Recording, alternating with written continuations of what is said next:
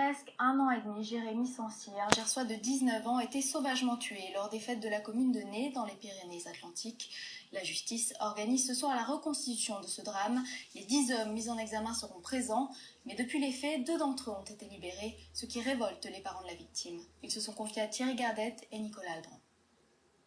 1 an et demi après la mort de leur fils, la colère est venue s'ajouter à la douleur. Joël et Corinne, les parents de Jérémy, se sentent trahis par la justice qui a remis en liberté les 2 agresseurs présumés de leur fils. C'est incompréhensible. Je voudrais... La seule chose que l'on demande, c'est de la justice pour notre fils.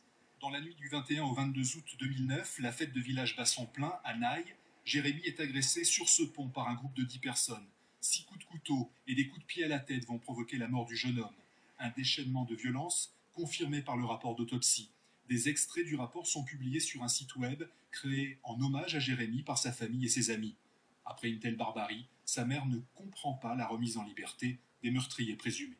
Mon époux a mis tout un samedi à se poser la question comment il allait me dire que certaines personnes qui étaient détenues avaient été relâchées. Il ne savait pas comment me le dire, pour ne pas me faire de la peine. Alors pourquoi ont-ils été remis en liberté ? Parce qu'ils ne seraient pas forcément les auteurs des coups mortels, même s'ils ont participé au lynchage de Jérémy. S'ils sont innocents, à ce moment-là, ça serait une détention totalement abusive. Il n'y a pas de certitude dans ce dossier. Sinon, le juge d'instruction les aurait conservés en détention. Une reconstitution est donc prévue ce soir sur place dans le village de Naï avec les 10 agresseurs présumés. Un seul d'entre eux est toujours en prison. Le procès n'a pas encore eu lieu.